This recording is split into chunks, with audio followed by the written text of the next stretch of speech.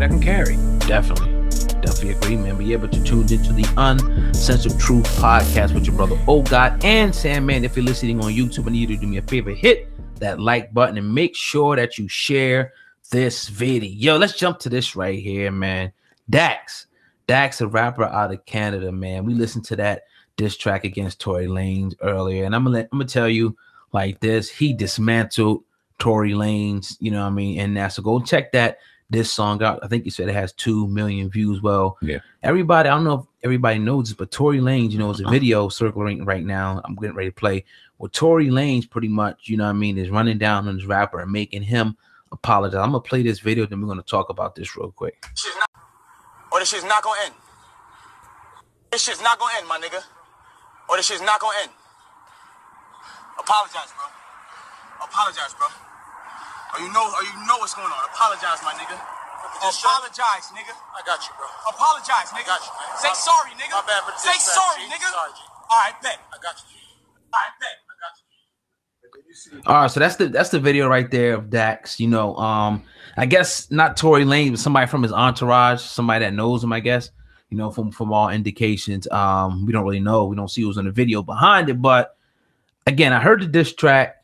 The dude ripped, in my opinion, beat Tory Lanez apart. You know what I mean? Lyrically, definitely hit him. You know, with some shots that you know somebody only who could know him could throw. So yeah, man, what do you think about this diss track right here? Some inside information that we have. Yeah, well, I was obviously scrolling through and I seen that video that you just showed. I'm like, who the fuck is Dax? I've never heard of the guy out of Canada. Never heard of him. I'm not gonna lie to you, but it made me go to the diss track and I listened to it. I'm like, dude got bars. He's very talented. But I don't see what Tory Lanez is mad at. I don't see what got him up in arms. And then I'll play it for you and we vibing. And I'm like, shit, yeah. Like, he's cutting him up. He's cutting him deep. And it's funny that we're talking about it. Then my man out of Connecticut, Inside Scoop, who's been talking and very involved in this situation, I'll let him go and give his credentials once I give him a call. What's going on, my brother? Peace, man. What's good with you? You were on the Uncensored Truth podcast. Obviously, you know me. This is SamAnt. Across from me is UNCUT. What's going on, man? State your name, brother. I told him you had some inside information regarding this Tory Lanez Dax situation.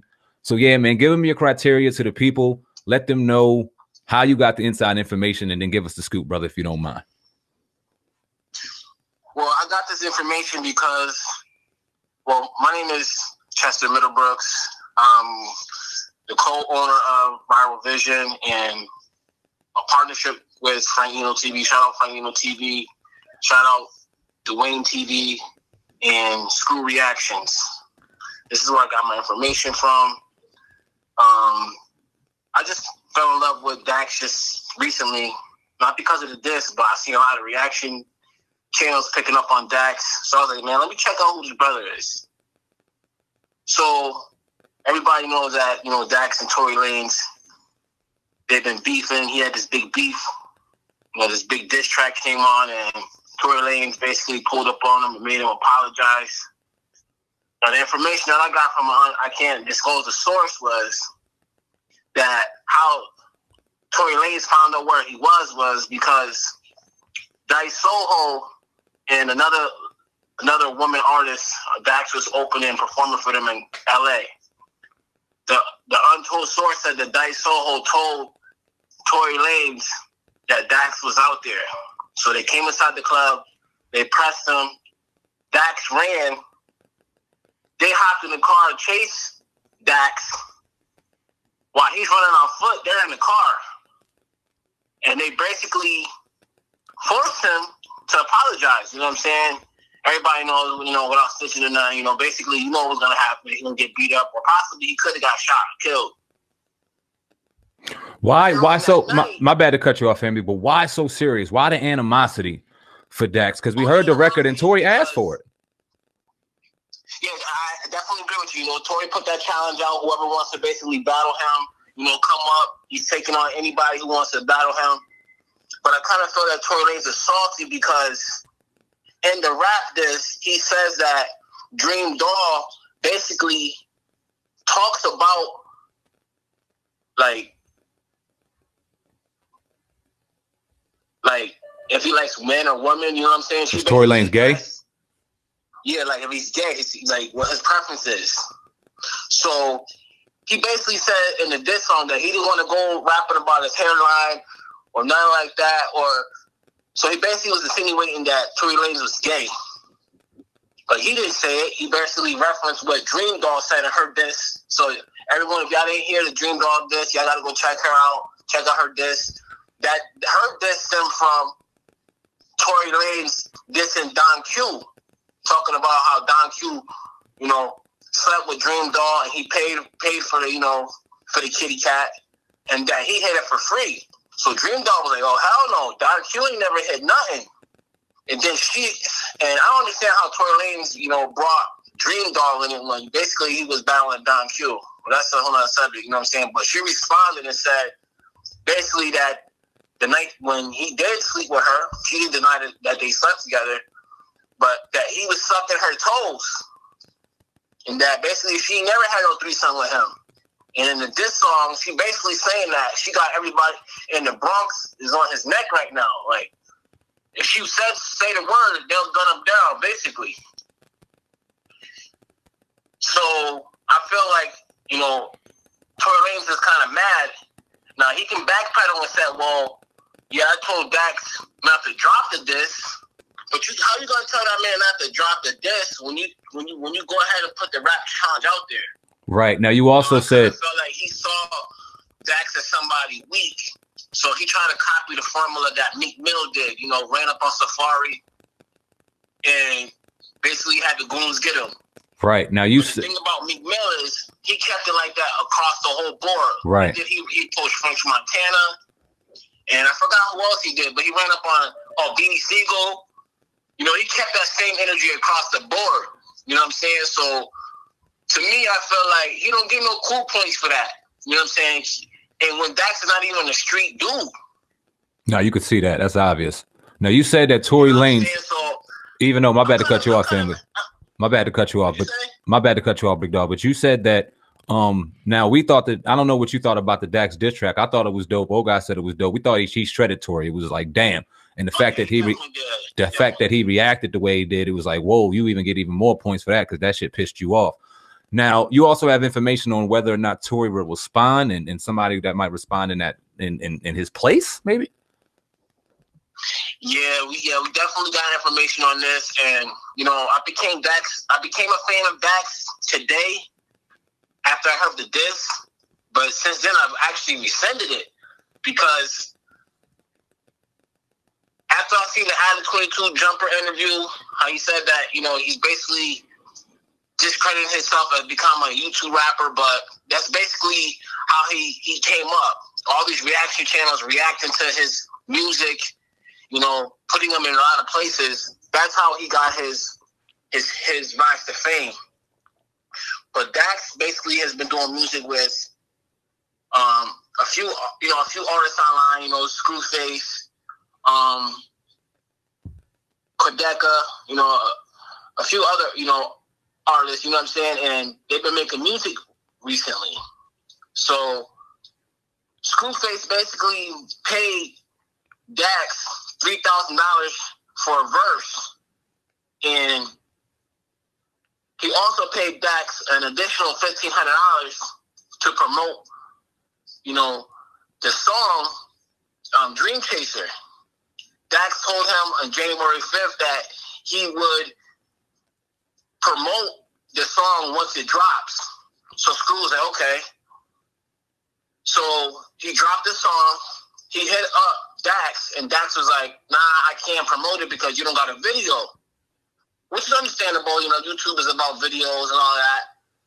So Screw flew all the way back to California, you know, to make the video. Dax went out there, you know. He asked Dax if he could also, you know, if he wanted to, you know, do the video for the Four Horsemen. Now, the Four Horsemen song was Kodeka, Screw, and Dax, and there was another guy. I forgot the other guy's name. But to cut it real short, Dax basically used the same verse over and over. How he's talking about he's a janitor and how his rise to fame, like just a year ago, he was a janitor. And he really didn't really put that much effort into the verses, you know, for him to charge $3,000. And on Screw's song, he only put up 10 bars. Now, this is where it gets real interesting. He goes back later after he did the video, he drops it. He reminds Dax that, yo, you know, say, my brother, you said you will, you know, share the video. I paid you to share the video. You're not going to share the video. Dax said that he's not going to share the video on his page because he's too many focused on the new song that he got with Hobson, which is understandable. But he should have told that man from the beginning, yo, brother, I'm not going to be able to promote your video. Why take his money and then not do what he said he's going to do? This is the reason why he said it, is because, when I was coming up, I did a song with OT Genesis. He didn't retweet my song. I did a song, my first song I did with Hobson. He didn't retweet my song. It took him to the set. I pushed it all by myself, which is understandable. I understand the grind, you know, people putting in their hard work and their ethic, you know, their hard work. But when it comes to ethics and integrity, you don't tell somebody that you're going to promote it and then backpedal and then don't, especially when somebody pays you and you're supposed to be rendering a service. This brother got screenshots and everything. Now, the problem I got with this is, how is that you're going to say that you, Tory, and Drake, remember he mentioned Drake's name in the diss, they're all from Canada. Now, if you remember that Meek Mill back-to-back freestyle, he said the only thing I fear is headshots and screenshots. Mm-hmm. You know what I'm saying? This man got screenshots of y'all business interactions. You know what I'm saying? So now this brother's making a diss track exposing Dax. And he's saying, he's looking to the fans to say, should he let it ride or should he drop the track? A lot of people saying that he should drop the diss track, but he don't want people to think that he's clout chasing because of what's going on with him and Tory. I see. I mean, and it's probably going to look like that right now if he did drop it. But another thing I got a problem with is kind of like DJ Academics. Like, the same night that he got pressed, DJ Academics called up Dax on Instagram Live and asked him basically what happened. Dax basically said exactly what I said. They ran up in the club. Dax didn't say who. He just said a bunch of people he couldn't really see. He just ran. You know, he probably feared for his life, kind of like the whole Tekashi 6ix9ine and the Loki Schmooder thing. You know what I'm saying? They pressed Loki, and he ran. Tory didn't do it by himself. You know what I'm saying? And he sure enough ain't pull up on Don Q like that. Or Dream Doll, or Joyner Lucas. You know what I'm saying? So, obviously the diss actually hit home, or it was real personal for him to pull up on him like that. And DJ Academics asked him some suspect questions, basically some Vlad TV questions, but you know what I'm saying? If you're a street person, you're a street dude, you're supposed to know how to act in an interview anyway. You're supposed to know what to say. You're supposed to say no comment, not no comment. I think Dax handled himself pretty well, but for DJ Academics to ask him, why was you walking? Where was your goons at? Nobody was with you. Understandable, you know, Dax is by himself. You know what I'm saying? He's not a street dude, so he's not thinking that he's going to have any type of confrontation like that. Like, this is just a sport. He's not expecting nothing to come back out of this. You know, but for DJ Academics to say, did they have guns? That is not fine journalism. You know, he was expecting that man to snitch and make the situation worse. I hear you on that, man. I don't respect DJ Academics for that, for asking Dax at that man if they had guns pointed at him. Like, that man gonna tell anyway. I mean, he apologized on camera. You think he gonna admit if the niggas had guns or not? Right. Well, man, we appreciate your insight on that. Definitely let people know where to find you, man, and your handles, and let's shout out Frank Nino as well. Well, y'all can follow us on YouTube at Frank Nino TV on YouTube. You can follow him at Frank Nino 1 on Instagram. You can follow me on Instagram, Viral Vision, VIROVIZION, on Instagram, YouTube, all the platforms. I appreciate you, God, and Sam, for your time. I just wanted to, people are searching the truth, so, I got to let the truth be known.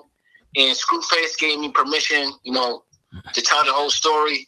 And I'm looking forward in the future for him coming up onto your show and, you know, telling more about his side of his story, his rise to fame, and when he do drop the track, or if he does. I mean, I really think that he is going to, but I really think that he's going to come on the show and, you know, give y'all that break. Hey, man, we appreciate it, man. Thank you very much for your time. Definitely me and you will be in contact, man. And, yeah, you take care, brother. Yes, sir. Ready to over now. Love y'all. Peace. Peace, brother.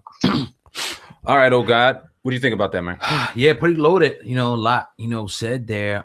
Again, man, you know, a great diss track, you know, but sometimes, you know, we know things can spill over sometimes into the street, and it just happens. And, you know, in real life, we got to act like hip hop's not real life. You know, when guys say things and disrespect you in a certain way, you got to be expecting that. You know what I mean? I don't agree with it per se. I think it should stay on wax because, you know, Tory Lanez asked for this to be on wax.